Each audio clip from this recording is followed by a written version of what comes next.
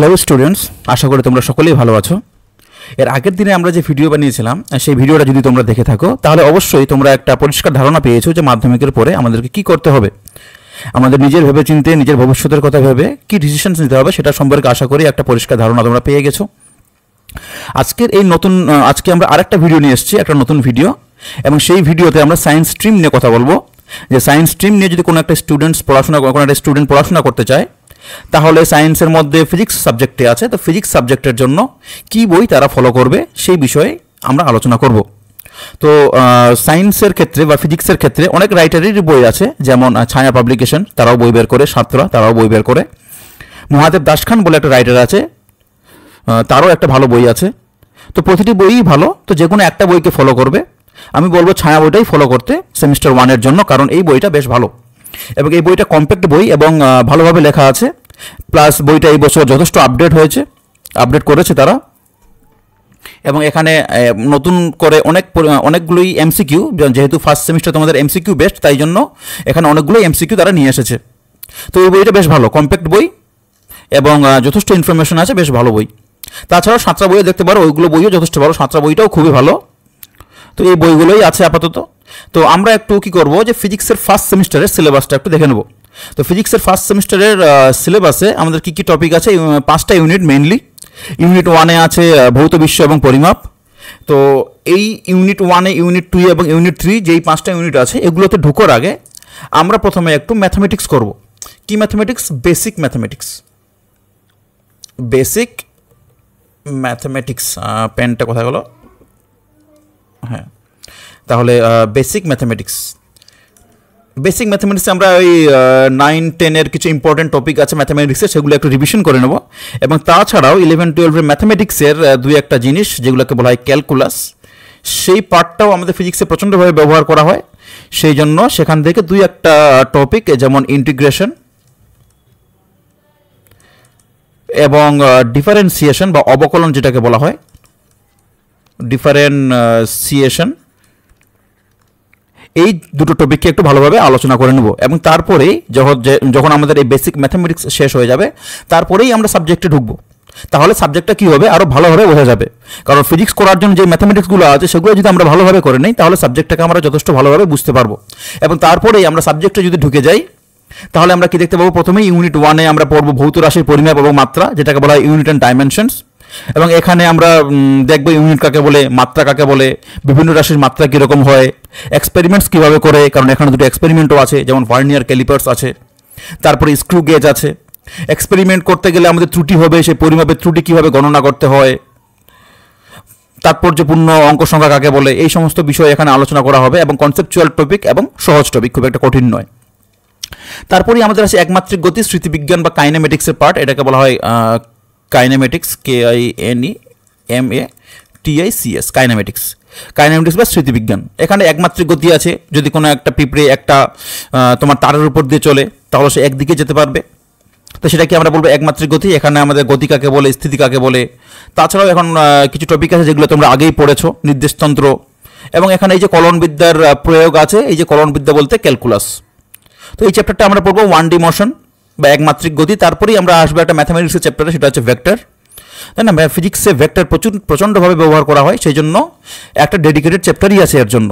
তো এই ভেক্টর চ্যাপ্টারটা খুব ভালোভাবে পড়াশোনা করতে হবে। ভেক্টরে আমরা বেশ ইন্টারেস্টিং অনেক জিনিসপত্রই পড়বো, যেমন হচ্ছে নদীতে নৌকার গতি, বা কেউ একজন নদীতে সাঁতার কাটছে সেই জিনিসটা, আপেক্ষিক ত্বরণ। তারপরে তোমাদের হচ্ছে রেইন অ্যান্ড মেন প্রবলেম, বৃষ্টিতে কেউ একজন ছাতা নিয়ে যাচ্ছে সেই বিষয়ে আলোচনা, এবং আরও অনেক। বা তুমি একটা ঢিল ছুড়লে সেটাকে আমরা প্রাস বলি, সেই প্রাসের গতি, এই বিষয়ে আমরা তোমার ভেক্টর চ্যাপ্টারে আলোচনা করব। এবং এই সমস্ত কিছু আলোচনা হয়ে গেলেই আমরা চলে যাব নিউটনের সূত্রতে, যেটাকে বলা হয় গতীয় সূত্রাবলী।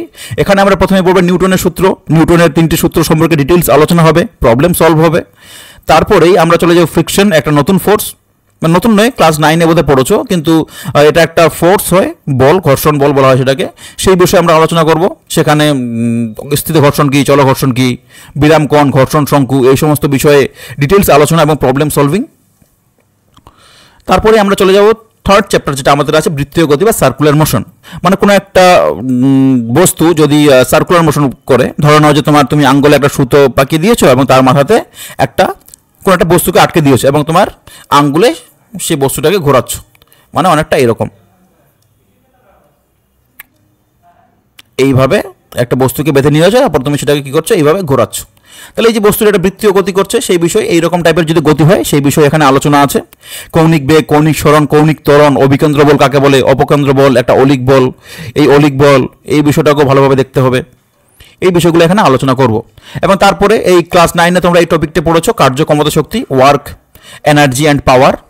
এই চ্যাপ্টারটা নিয়ে ডিটেলস আলোচনা আছে, কার্য কাকে বলে, ক্ষমতা কাকে বলে, যান্ত্রিক শক্তি, সংরক্ষী বল, অসংরক্ষী বল, তাছাড়া বিভবের কনসেপ্ট, এটা খুব ভালো কনসেপ্ট, একটা নতুন কনসেপ্ট বিভব, এবং হচ্ছে কি বলে স্থিতিস্থাপক এবং অস্থিতিস্থাপক সংঘর্ষ, যেটাকে বলা হয় elastic collision and inelastic collision, এই বিষয়েও ডিটেলস আলোচনা আছে এবং খুবই ইন্টারেস্টিং একটা টপিক এটা। তারপরে আমরা চলে যাবো দৃঢ় বস্তু, রিজিড বডি, যেটা তোমার ক্লাস 11-এ সব থেকে বলা চলে যে কঠিন টপিকের মধ্যে একটা, রিজিড বডি। এই টপিকটা প্রথমে এই তোমার হচ্ছে গেলে কণা শক্তির গতি, দৃঢ় বস্তু, দৃঢ় বস্তুটাকেই বলা হয় রিজিড বডি। এবং এই চ্যাপ্টারে প্রথমে আমরা পড়বো স্থিতিবিজ্ঞান পড়বো। স্থিতিবিজ্ঞানে কিছু ইন্টারেস্টিং টপিক আছে, দৃঢ় বস্তু কাকে বলে, ভরকেন্দ্র কাকে বলে, বলের ভ্রামক, সমান্তরাল বল সময়ের লব্ধি, ভরকেন্দ্র বা এটা ভারকেন্দ্র, এই দুটোর মধ্যে পার্থক্য, এই বিষয়গুলো এখানে আলোচনা করতে হবে। তারপরে আসলে দৃঢ় বস্তুর ঘূর্ণন, rotation of A rigid body. এবং এখানে আমরা নতুন নতুন কনসেপ্ট শিখবো, যেমন টর্কের কনসেপ্ট এখানে আছে, অ্যাঙ্গুলার মোমেন্টাম বা কৌণিক ভরবেগ, তাই না, রোটেশনাল কাইনেটিক এনার্জি, এই সমস্ত জিনিস আমরা এখানে পড়বো। তো এটাই হচ্ছে তোমাদের ফার্স্ট সেমিস্টারের সিলেবাস। এবং ফার্স্ট সেমিস্টারের সিলেবাসটা হচ্ছে যথেষ্ট কনসেপচুয়াল, মানে এই সমস্ত যে টপিকগুলো আছে সেগুলো একদম পিওরলি কনসেপচুয়াল, এগুলোতে ধারণা অসম্ভব লেভেলের ভালো প্রয়োজন, তবেই প্রবলেমগুলোকে খুব ভালোভাবে সলভ করা যাবে।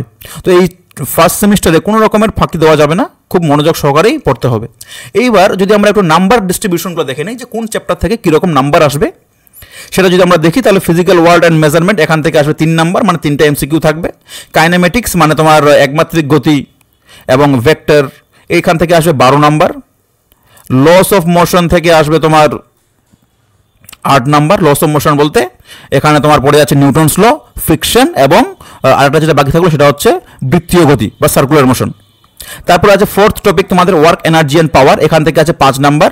এবং motion of systems of particles and rigid body, মানে তোমার স্ট্যাটিক্স বা যেটা হচ্ছে স্থিতিবিজ্ঞান, এবং তোমার হচ্ছে রিজিড বডি মোশন বা রোটেশন অফ রিজিড বডি, এখান থেকে আছে তোমার 7 নাম্বার। তো টোটাল 35 নাম্বারের সিলেবাস হচ্ছে এটা। কিন্তু তোমাদের এখানে হ্যাঁ এইটুকু, এবার এর জন্য তোমাদেরকে কিছু বই পড়তে হবে। সেই বইগুলো আমরা বললাম একটু ভালোভাবে বইগুলো আলোচনা করে নেই। তো এখানে কিছু অলরেডি লেখা আছে, সেগুলো আমরা একটু মিশিয়ে নেই।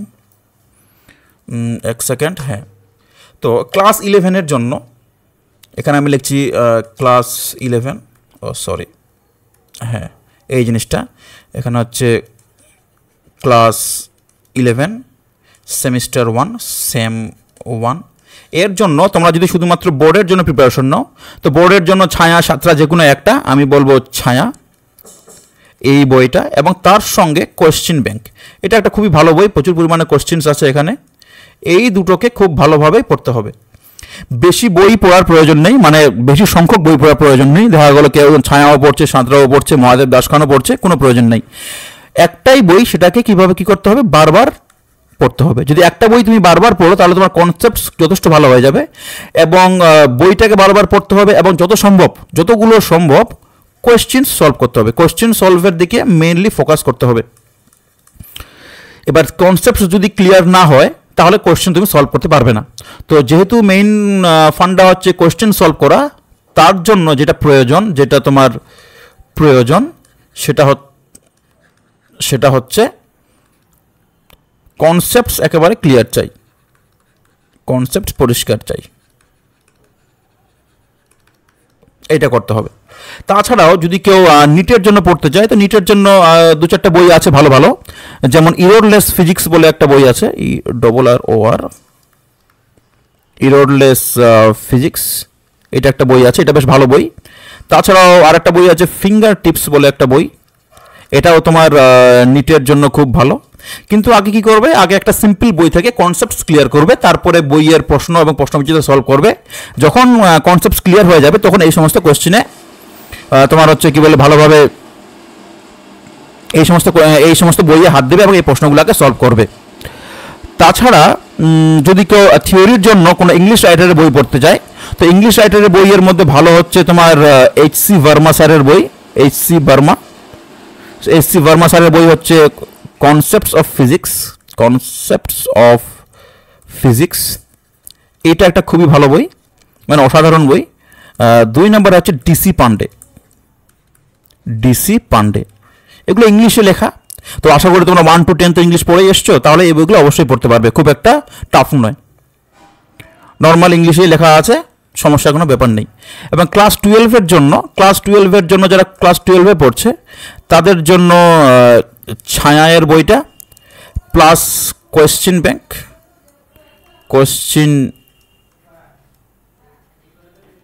ব্যাংক, এবং যদি তারা চায় তো অন্যান্য যে বইগুলো আছে যেমন সাঁতরা, এর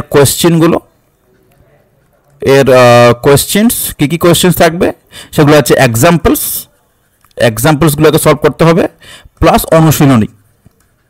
অনুশীলনীতে যে প্রশ্নগুলো আছে। এবং অনুশীলনী বলতে এটা নয় যে শুধুমাত্র এমসিকিউ প্লাস যেগুলো বড় কোয়েশ্চেন যেগুলো আছে যেমন প্রবলেম সেট, সেই প্রবলেম সেটের অঙ্কগুলোকেও করে ফেলতে হবে। তাহলে কনসেপ্টের জন্য তুমি একটা বই পড়তে পারো, ছায়া বইটা পড়লেই হয়ে যাবে। এবং প্রশ্ন তুমি কোশ্চেন ব্যাংক থেকে সলভ করতে পারো। তাছাড়াও তোমার যদি মনে হয় যে না এইটুকুই সাফিসিয়েন্ট নয়, আমি আরও করব, তাহলে অন্য একটা বই ধরো এবং ওর যে প্রবলেমগুলো আছে সেগুলোকেই সলভ করতে থাকো। তো আশা করি তোমরা যদি এগুলোই যদি ভালোভাবে করো তাহলেই তোমাদের ফাটাফাটি 35-এ চলে আসবে, কোনো সমস্যার ব্যাপার নয়। 35-এ ফাটাফাটি চলে আসবে।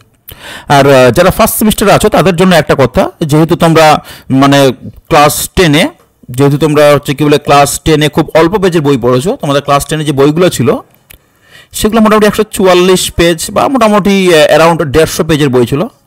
এবং তোমরা ক্লাস 10 থেকে জাম্প করে চলে এসছো, এগুলো ছিল ক্লাস 10-এ, এবং এখান থেকে তোমরা জাম্প করে চলে এসছো ক্লাস 11-এ, এবং এখানে যে বইয়ের পেজ সেটা হচ্ছে মোটামুটি 500 একটা সাবজেক্টে। তো এটা একটা বিশাল বড় জাম্প। এবং এখানে কি হয়, অনেকেরই ভয় লাগে যে এত বড় সাবজেক্ট সেটা কি হবে আমার দ্বারা না আর কিছু। তো এটা সবারই হয়, তাই কি না? 2-একটা সত্যি কথা যেগুলোকে অ্যাকসেপ্ট করতে হবে। সায়েন্স একটু টাফ জিনিস, তাই কি না? এখানে ম্যাথমেটিক্সের প্রয়োজন, এখানে কল্পনা শক্তির প্রয়োজন, একটু চিন্তাভাবনার প্রয়োজন আছে। তো টাফ কাজই করতে হবে, তাই কি না? এই যে আমাদের এটা যে একটা সামনে মানে একটা চ্যালেঞ্জ আছে, এটাকে আর কি হিসাবে নিতে হবে, একটা চ্যালেঞ্জ হিসাবে নিতে হবে। বাদ, লেখাটা ভালো হচ্ছে না। এটা কি করতে হবে, একটা চ্যালেঞ্জ হিসাবে নিতে হবে এবং সেই চ্যালেঞ্জটাকে ওভারকাম করতে হবে, তাহলে চ্যালেঞ্জটাকে যদি ওভারকাম করতে পারো, যত তাড়াতাড়ি এই জিনিসটা বোঝা যাবে যে হচ্ছে আমাদের সায়েন্স হচ্ছে একটা কঠিন জিনিস এবং এটাকে আমাকে যথেষ্ট ভালোভাবে পড়তে হবে, তাহলে এই চ্যালেঞ্জটাকে খুব ইজিলি ওভারকাম করা যায় এবং সবাই করে আসে, সেটা তো সমস্যার ব্যাপার নেই। তো যেহেতু সেমিস্টারে খুব অল্প সময় থাকে আমাদের সিলেবাস কভার করার জন্য, তাই কোনো রকমের ঢিলামি দেওয়া যাবে না। তুমি যদি ঢিলামি দাও, তুমি যদি ক্লাসেস মিস করো তাহলে অবশ্যই সমস্যায় পড়বে। কারণ সায়েন্সের ক্ষেত্রে একটা জিনিস কি যে ক্লাস মিস করা যাবে না। ক্লাস তুমি মিস করলে মানে পিছিয়ে পড়লে, এবং ওই পড়াগুলো তোমাকে কে বুঝিয়ে দেবে, এইটা হচ্ছে একটা ইম্পর্টেন্ট ব্যাপার। তো ক্লাস মিস করা যাবে না, এটা করা যাবে না যে আজকে কালকে পড়বো বা পরশুদিন পড়বো, এক সপ্তাহ পর পড়বো, এই জিনিসটাও করা যাবে না, কারণ চোখের পলকে এক্সামস চলে আসবে। তো প্রথম দিন থেকে সিরিয়াসলি পড়াশোনা করতে হবে। আর একটা বিষয় আলোচনা আছে, সেটা হচ্ছে যে আমরা ইউটিউবে একটা ফ্রি ব্যাচ নিয়ে আসতে চলেছি, একটা কমপ্লিটলি ফ্রি ব্যাচ, যেখানে মানে প্রপারলি পড়ানো হবে, থিওরিগুলোকে ভালোভাবে বোঝানো হবে, প্রবলেম সলভ করানো হবে, এবং হোয়াটসঅ্যাপ গ্রুপ দেওয়া হবে। এবং হোয়াটসঅ্যাপ গ্রুপে যারা জয়েন হবে তাদের জন্য এক্সামের ব্যবস্থা করা হবে, যে টেস্ট হয় ক্লাস টেস্ট, সেই ক্লাস টেস্টেরও ব্যবস্থা আমরা করার চেষ্টা করব। তো এটা একটা আলোচনা ছিল। এবং এই বিষয়ে যে আমরা যে ফ্রি ব্যাচটা লঞ্চ করছি, এটা কীভাবে পড়ানো হবে, এর সিলেবাসটা কীরকমভাবে আমরা পড়াবো, এইসব বিষয়ে একটা ডেডিকেটেড ভিডিও আমরা পরে নিয়ে আসবো, কিছুদিনের মধ্যেই নিয়ে আসবো, এবং তারপরেই আমরা ফ্রি ব্যাচটা চালু করব। এবং এইটুকু বলতে পারি, এই যে ফ্রি ব্যাচে তোমরা যদি পড়াশোনা করো তাহলে তোমাদের আর কোনো কিছু টেনশন করতে হবে না। একদম প্রপারলি যেমন তোমাদের টিউশনের টিচার যেভাবে পড়ায়, আমরাও ঠিক ওইভাবেই সমস্ত কিছু মানে ভালোভাবেই পড়ানোর চেষ্টা করব। তো আশা করি তোমরা সকলে ভালো থাকবে। এই বলেই আজকে আমাদের এই ভিডিওটা শেষ করছি। Thank you.